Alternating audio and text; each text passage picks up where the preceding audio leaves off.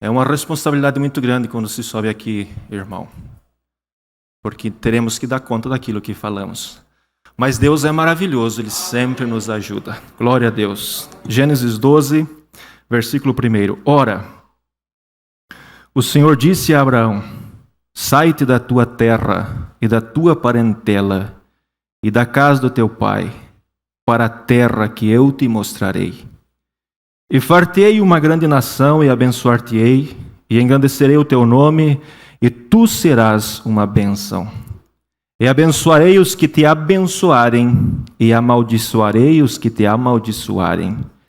E em ti serão benditas todas as famílias da terra. Eu quero ler no capítulo 11, no versículo 30. Só um pouquinho para cima onde nós lemos, a Bíblia diz assim: E Sarai foi estéril e não tinha filhos. Podem assentar.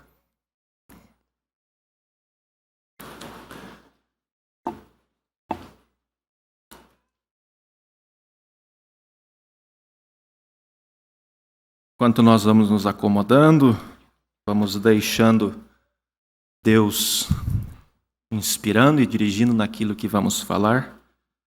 Eu quero falar sobre um assunto intitulado Onde está o problema? Onde está o problema? Uma pergunta.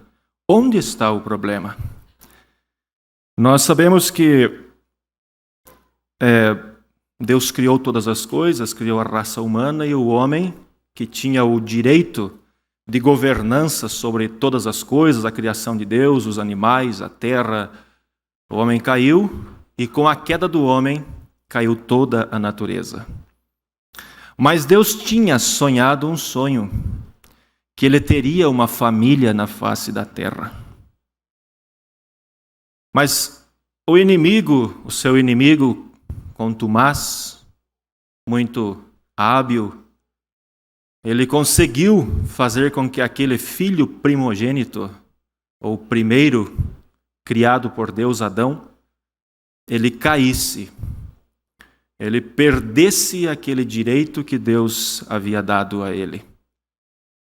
E ao perder o direito, arrastou toda a natureza com ele, como diz São Paulo. Por isso hoje a natureza ela geme, esperando a redenção. Mas Deus nunca perdeu uma batalha. Ele não perde a guerra e ele também não perde uma batalha. Para nós, muitas vezes, nós pensamos, acabou a esperança, não há mais o que fazer, mas Deus não se desespera. Ele tem o controle de todas as coisas nas suas mãos. Muitas vezes nós nos encontramos em situações, em circunstâncias, em que nós olhamos e pensamos, não há saída, não há esperança. Às vezes uma enfermidade nos pega e nós começamos a padecer dor e começamos a clamar a Deus, Deus tenha misericórdia, me ajude, tire essa dor, e vamos clamando e parece que o problema não resolve. Mas Deus, Ele está observando todas as coisas para ver se nós vamos tomar Ele em Sua palavra como nós cantávamos, como o irmão Isaías cantava. Deus, Ele está esperando que eu e você tome Ele em Sua palavra. E quando nós nos posicionamos pela Sua palavra, então Deus pode fazer aquilo que Ele tem poder para fazer. A raça humana caiu e nós sabemos a história, não vou me demorar aqui, até que chegou o dilúvio. Deus usou um homem chamado Noé para trazer a raça humana do lado do dilúvio para o lado de cá. E por um período de algumas gerações, eu não contei quantas gerações, desde Noé até Abraão, nós não vemos Deus falando com ninguém. Nós não vemos Deus falando com Sem, que é o primogênito de Noé. Nós não vemos Deus falando com Jafé, que é o menor. Nós não vemos Deus falando com Cão, que era o do meio. Nós não vemos Deus falando com ninguém. Mas chega um tempo em que Deus olha lá do céu e diz, eu preciso colocar as coisas em ordem e começar a fazer com que aquele sonho que eu sonhei chegue ao seu cumprimento. Porque o irmão Branham nos explica que antes de nós existir, antes de o mundo existir, Deus nos criou em sua mente. E lá no passado, quando Deus estava pensando os seus pensamentos, nós já estávamos na sua mente. E quando Deus começou a falar em Gênesis capítulo 1, começou a chamar a terra à existência, porque a terra era sem forma e vazia, Ele começou a colocar em ordem, Ele começou a colocar em prática os seus pensamentos que Ele tinha tido há quantos milhões de anos para trás, nós não sabemos. Então Deus encontrou este homem no capítulo 12 de Gênesis, onde nós lemos, Deus encontrou Abraão. Não sabemos o que Abraão estava fazendo. Se Abraão estava cuidando das suas ovelhas, se ele estava pescando, se ele estava na montanha, não sabemos o que ele estava fazendo, mas Deus encontrou com Abraão porque ele tinha que dar prosseguimento ao seu plano de redenção. E ele precisava usar alguém para fazer com que esse plano de redenção fosse colocado em prática. Agora, a coisa mais estranha que eu vejo em tudo isso, irmão, é que Deus escolheu um homem pelo qual viria filhos, mas um homem que não tinha filhos, tendo uma esposa estéril. E ali estava o problema de Abraão, porque se Sarai não fosse estéril, Abraão teria gerado filhos através dela, mas ela era estéril. Mas Deus chamou a Abraão e disse: sai do meio da tua parentela e eu vou te mostrar, vou te levar para uma terra que boa, uma terra que manda leite e mel, e vou te dar semente, vou te dar herdeiro para você através da tua mulher Sara. Senhor, mas Sara é estéril. Mas o sonho que Deus sonhou, Deus vai trazer a cabo e a existência. Não importa as circunstâncias, somente nós temos que fazer uma coisa, é tomá-lo em sua palavra. Quando Abraão ouviu a voz de Deus, ele não ficou titubeando, ficou mais 1 mês, 2 meses, ele organizou logo as suas coisas e começou a caminhar para longe da sua parentela. É isso que Deus espera de mim e de você, é que nós o tomemos em sua palavra. Ah, mas e os problemas? Se Deus nos chamou, Ele vai cuidar de todas as coisas. Eu gosto disso, irmão. Ele vai cuidar de todas as coisas, tão somente como disse, não sejamos rebeldes, porque Ele cuida dos seus. E sai Abraão e vai peregrinar para longe da sua parentela, e passa 1 ano, e ele olha para Sara: como é que está as coisas, Sara? Nada, está tudo normal. 2 anos, 3 anos, 5 anos, 10 anos, 15 anos, 20 anos, como está tudo normal, tudo como sempre. E aí você observa que Sara começou a duvidar da capacidade de Deus de cumprir a sua palavra. E o que ela fez, disse para Abraão: Abraão, já passou-se 20 anos e nada. Toma minha serva egípcia Agar e gera um filho através dela, e este filho será o filho da promessa. Deus não aceita a ajuda humana. Deus não precisa da minha ajuda e da tua ajuda. Ele é Deus e Ele faz aquilo que Ele quer, no tempo que Ele quer e como Ele quer.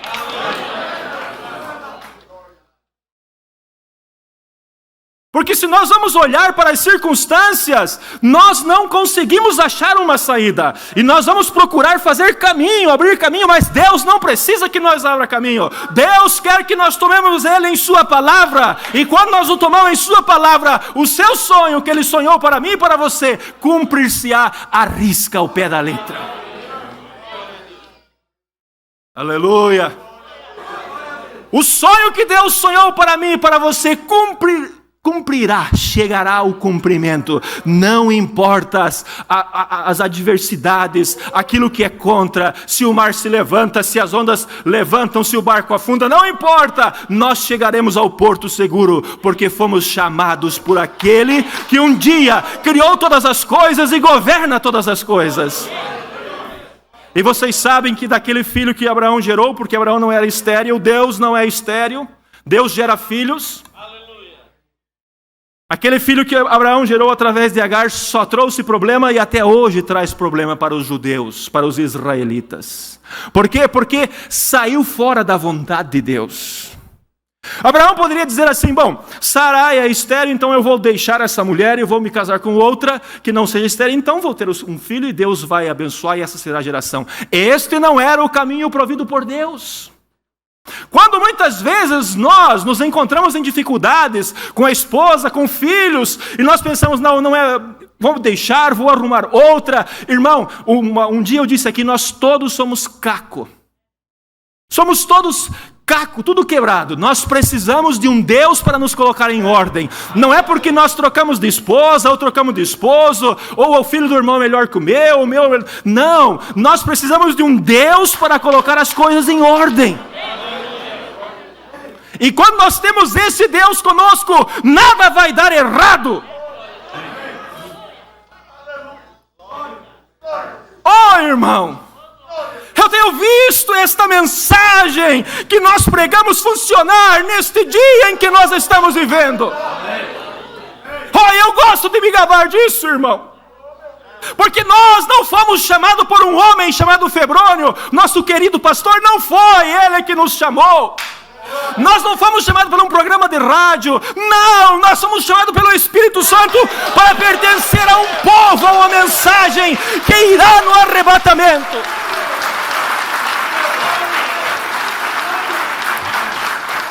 Nós somos chamados por Deus, irmão. E esta mensagem, ela tem que funcionar tal como funcionou na vida de Abraão. Se esta mensagem ela é só letra, só doutrina, só conhecimento, não serve para nada. Porque a Bíblia diz que a letra mata, mas o Espírito dá vida. Por isso o pastor pregou hoje de manhã a necessidade do Espírito Santo. Nós precisamos do Espírito Santo para fazer essa mensagem funcionar. Porque o conhecimento, saber que o batismo no nome de Jesus está bem, é correto e é necessário e precisamos batizar. Saber que a Santa Ceia é bíblica, é com pão asmo, é com vinho, é com lava-pés, está certo, é Bíblia, nós temos que saber. Mas nós precisamos do poder de Deus para fazer essa mensagem caminhar sobre dois pés. Porque os israelitas, eles perderam a verdade, a lei, porque eles ficaram com a letra, eles perderam o Espírito. As denominações, elas estão com a letra até hoje. De todo o avivamento passado, elas estão com a letra, mas elas perderam o Espírito. E o que adianta um corpo sem o Espírito? É um defunto. Mas quando o Espírito está ali, ele levanta a mão, ele faz força, ele trabalha, ele glorifica a Deus, ele dá alegria aos pais, ele dá alegria ao pastor, ele dá alegria ao irmão, ele dá bom testemunho onde vai. Mas se não tem o Espírito, só fede, só traz problema. Mas é um corpo humano, sim, é um corpo humano, está ali, tem mãos, tem olhos, tem tudo, mas não tem vida. Oh, irmão, e o irmão diz nessa mensagem de evangelismo do tempo do fim, o evangelho ele veio para caminhar sobre dois pés. Deus não enviou a mensagem para mim e você pegar e entregar ela para uma pessoa e dizer, está aqui esta mensagem. Não, a mensagem tem que ser eu e você caminhando por esta cidade. E os negócios que nós fazemos tem que ser negócios corretos cristãos. Porque senão ali vai estar o teu problema. As palavras que nós falamos têm que ser palavras limpas. As atitudes que nós temos têm que ser atitudes limpas. E nós só conseguiremos isso quando o Espírito Santo estiver ali. Por isso disse Deus a Abraão, abençoando-te, te abençoarei. E aonde você pisar, você vai ser uma bênção, Abraão. O irmão Beto recém tocou, onde eu tocar, abençoado será, temos aquele corinho. Será mesmo que nós temos coragem de levar esta mensagem neste calibre? Temos tido vida para levar a mensagem neste calibre? Onde está o problema? Oh, irmão, o problema de Abraão era que Sara era estéril. Então vamos trocar, vamos pegar outra. Não, deixa Deus entrar em cena. E Deus vai restaurar a velha Sara e fazer dela uma jovem bonita que um homem vai procurar casar-se com ela. Oh, irmão, deixa Deus pegar um homem, pode ser o mais bêbado, o mais sujo, o mais imundo. Deixa Deus pegar ele e Deus o transformará e o fará uma nova criatura. Fará uma flor do jardim de Deus. Não importa se você está caído. Não importa se o diabo te enlameou, te sujou. Este jardineiro ainda ele está chorando. Volta, meu filho, porque Deus não perde batalha.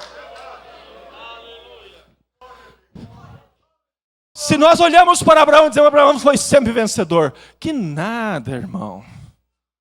Abraão desceu ao Egito e mentiu. E o irmão Branham diz, nem por isso Abraão perdeu a salvação. Ele pagou o preço pela mentira. Ele teve que acertar aquilo, mas ele não perdeu a salvação. Irmão, quantas vezes o diabo faz você fazer coisas erradas e você deixa-se ser levado por coisas que não deveria fazer. Perdeu a salvação? O irmão Branham diz que não. Mas você tem que voltar e acertar aquilo. Abraão voltou para a terra que Deus disse, peregrina aqui, e a bênção voltou e seguiu a Abraão. Aonde está o problema? A política mundial está aos pedaços. A religião está aos pedaços. Tudo está caindo, tudo está indo à bancarrota. Mas há uma coisa, antes que esse mundo desabe, Deus tem um povinho que irá sumir da face da terra. Deus teve que continuar o seu trabalho através de Sara, transformada, não mais Sarai, mas Sara. Agora Deus gerou um filho, Abraão gerou um filho da promessa chamado Isaque. E nós sabemos a história, Isaque gera Esaú e Jacó. Jacó desce com 76 almas ao Egito, mas Deus disse para Abraão, por 400 anos eles serão peregrinos em terra estrangeira, mas eu os tirarei de lá com mão forte. Por isso eu te digo, irmão, não importa onde você esteja, você que está pela internet, que não está aqui, que não tem mais força para vir, não importa onde você esteja, a mensagem que Deus tem enviado, ela ainda tem poder para transformar. Ela ainda tem poder para restaurar vidas e trazer de volta e colocá-la na presença de Deus, mais alva do que a neve. Israel foi para o Egito e lá ficaram por 390 anos. Escravizado, na maior potência do mundo. Quando você olha para as circunstâncias em que eles estavam, quem poderia tirar Israel de lá? Era como os Estados Unidos têm uma nação escrava. Quem poderia sacar esta nação da mão dos Estados Unidos? Mas Deus, Ele é poderoso e o seu poder não tem limites. Quando cumpriu-se os 390 anos, Deus enviou Moisés. Desce, colocou no coração de Moisés o desejo de ir ver os seus irmãos. E lá desce Moisés e nós sabemos a história. Tenta tirar o israelita, mas eles se rebelam contra ele e não aceitam o libertador. Moisés foge e fica mais 40 anos no deserto. E o irmão vem e diz, Deus estava pronto. O profeta estava pronto, mas o problema estava no povo que não estava pronto. A mensagem que Deus tem nos enviado, ela é pura, ela está pronta para nos colocar no arrebatamento. Mas eu e você estamos prontos?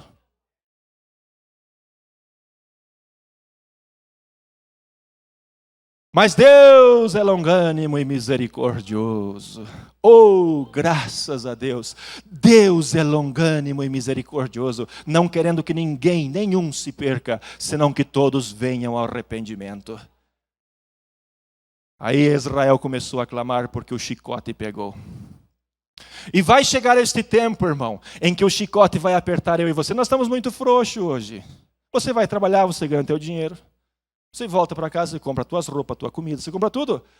Mas um dia esse laço vai ser apertado. Ô povinho, chegará o tempo em que nós nos abraçaremos novamente, acabará todas as intrigas e as divisões. Quando Israel estava chicoteado no Egito, acabou todas as intrigas entre a família de A, a família de B, acabou tudo. Vamos clamar a Deus por um libertador, clamar a Deus por um libertador. E então Deus encontrou Moisés no deserto e disse: ouvi o clamor do meu povo. Ele não disse ouvi o clamor de Amrão. Ele não disse ouvir o clamor de Joquebede. Ele não disse ouvir o clamor de Josué. Ele disse ouvir o clamor do meu povo e desci para libertá-los. Oh, irmão, todos nós fomos chamados por esta mensagem do entardecer. Você não é melhor que eu e eu não sou melhor que você. Hoje nós podemos estar um contra o outro, um de birra com o outro. Nós podemos estar assim, mas Deus colocará as coisas em ordem. Porque Deus não perderá a batalha. Deus nunca perdeu e Ele não vai perder batalha. Eu estava ouvindo uma pregação do irmão Branham e eu procurei hoje de tarde, procurei, não consegui achar. O irmão Branham estava pregando e ele estava falando sobre a noiva. Que haverá uma noiva. Pronta para o arrebatamento, e dentro do coração dele ele olhava as circunstâncias, porque ele não tinha uma igreja noiva como nós temos, não tinha um povo chamado mensagem como nós temos. Dentro dele ele estava pensando: Deus, como será isto? E Deus veio no ouvido dele e disse: não se preocupe, pregador, haverá um povo. Não se preocupe, pregador, haverá um povo que estará pronto para o arrebatamento. E eu e vocês levantamos através desta mensagem, e aqui estamos para chegar ao cumprimento das Escrituras. As circunstâncias são difíceis, os problemas são. Quem importa com os problemas? Nós temos um Deus que é todo-poderoso. Não importa os problemas, clame a Deus, clama a mim e responder-te-ei, e mostrarei coisas ocultas que nunca subiu ao coração do homem. Meu Deus. Israel começou a clamar quando o chicote pegou, e Deus enviou o libertador. Deus socorreu. Aonde estava o problema? Estava no povo que estava descansado. Mas Deus chicoteou, tirou um pouco o tapete debaixo do ninho deles, e eles começaram a clamar: Senhor, tenha misericórdia, Senhor, tenha misericórdia. Aonde está a tua promessa que deste a Abraão? 400 anos e o meu povo será tirado. Já são 420 anos, Senhor, 425, 430 anos, Moisés desceu ao Egito. E olha que coisa bela, irmão, um homem sozinho, com uma pequena vara na sua mão, enfrentaram um exército com carruagens, com todos os tipos de armas, de escudo, de todas as classes. Lá desce Moisés com um cajado na mão. Loucura! Por isso Paulo disse que nós somos salvos pela loucura da pregação. É uma coisa lógica você vir aqui sentar, ouvir alguém falar? Mas Deus usou as coisas loucas para confundir as coisas sábias do mundo. Deus usa os pequenos, os João ninguém, aqueles que não são nada, para levar esta mensagem adiante. Quantos homens poderosos tinha no tempo do profeta, do irmão Branham, quantos homens estudados, quantas denominações, quantos sistemas, e aonde foi que Deus foi encontrar um homem para usar nas suas mãos? Nascido no estado mais pobre dos Estados Unidos, Kentucky, como se fosse o nordeste do Brasil. Um homem com um linguajar sem expressão, sem nada, não tinha gramática, não tinha nada, um homem simples com 7ª série. E ele veio e abriu todos os mistérios. Sabe por quê? Hein, você sabe por quê? Porque ele queria mostrar isso para mim e para você. Ele queria nos levar de volta àquela nova vida, à restauração, porque ele sabia o nosso endereço, onde você e eu estávamos. Quando nós estávamos no mundo fazendo as coisas erradas, ele sabia que nós éramos filhos. Ele sabia que os meus pais me gerariam e que eu precisaria da graça. Ele sabia que eu era uma semente eleita, que eu nasci lá nos Rincão, 40 quilômetros longe da cidade mais próxima. Mas ele sabia o meu endereço. Ele sabia o teu endereço, e então ele enviou aquela voz. aquela unção, e aquela unção pegou o teu coração. Porque quando você estava lá na mente de Deus, antes da criação de tudo, você ouviu a voz de Deus. E aquilo ficou no teu coração, semente eleita. Eu cortei outro dia a grama ali em casa, porque estava cheio de inso, cheio de coisa. Cortei a grama, passei veneno e botei brita por cima. O veneno não conseguiu matar a grama. A brita não conseguiu matar a grama. Quando a luz do sol começou a brilhar, aquelas graminhas estão todas nascendo assim, soltando as folhinhas para cima da brita. Oh, irmão, o mundo, o pecado, o veneno que o diabo passou em você, tudo ele queria te destruir, te matar. Mas quando a luz da verdade raiou, aleluias, quando a luz da verdade raiou, irmão, o meu coração disse: eis-me aqui, Senhor, eu sou teu filho, eu quero caminhar por esta verdade, eu quero chegar aquele dia no arrebatamento, eu quero chegar aquele dia na perfeição, e não há nada que fará o sonho de Deus não se cumprir, porque Ele levará eu e você até o arrebatamento. Não olhe para as circunstâncias, não olhe para os problemas. Onde está o problema? Porque Deus abriu uma porta, irmão Isaías. Um caminho surgiu para eu passar. Fui chamado de filho. Hoje eu sou escolhido do meu Senhor. Quem era eu? Você foi chamado de filho. Você é escolhido. Quem era você? Mas o grande Deus dos céus olhou para você e disse: este é o meu filho amado, eu o colocarei em posição para o arrebatamento. Ele te colocará, tão somente fique atrás da sua palavra. Deus tem enviado uma mensagem para o nosso dia. Não é um sistema denominacional, é uma mensagem que transforma, que muda a vida do indivíduo. E Ele nos levará, irmão Leite, aquele dia à perfeição. Porque uma porta se abriu. Eu quero que os músicos venham ao seu lugar. Irmão Isaías, por favor. Uma porta se abriu, um caminho surgiu para eu passar. Eu fui chamado de filho, hoje eu sou escolhido do meu Senhor. Oh, quem era eu? Pensa, irmão, quem era você? Quem era Abraão? Quem era Moisés? Quem era Pedro? Quem era William Branham? Mas havia uma semente eleita lá dentro. E esta semente eleita chamou pelo Deus dos céus, e Ele enviou o socorro, Ele enviou a sua palavra. Quando o irmão Branham estava, numa certa vez, ele teve a visão antecipada da noiva. Ele estava lá na sua casa e Deus lhe mostrou a visão da noiva. E ele disse que aquela noiva, ela era tão bela, tão formosa, jovens de 20 anos, vestidas decentemente, vestidas sem maquiagem, sem roupas apertadas, vestida segundo a palavra de Deus. E elas vinham marchando sobre o toque do santo, santo, santo. Avantes hostes, o Bruno diz alguma coisa assim, avantes hostes, é um hino que eu não sei qual é. E elas vinham marchando sobre aquela linda canção que estava sendo tocada. E elas foram ao lado, e de repente aquela voz disse para o irmão Branham: agora vai passar a igreja. Quando o irmão Branham viu aquela igreja, aquelas mulheres vindo, desfilando, representando as igrejas, ele disse que foi a coisa mais horrível que ele já tinha visto. Mas elas tinham a mesma palavra que a noiva tinha. Por que elas estavam daquele jeito? Porque elas não tinham o Espírito. A noiva tinha a palavra, tinha o Espírito, mas aquelas mulheres não tinham o Espírito. Então elas torceram, tiveram comichões em seus ouvidos e colocaram pregadores que pregassem segundo as suas concupiscências e torceram a verdade. O irmão disse: Deus, ele virou o seu rosto porque não dava para olhar naquelas mulheres passando a sua vulgaridade, sem roupas despidas. Ele disse que ele virou o seu rosto, abaixou a sua cabeça e começou a chorar. E disse: Deus, eu me envergonho.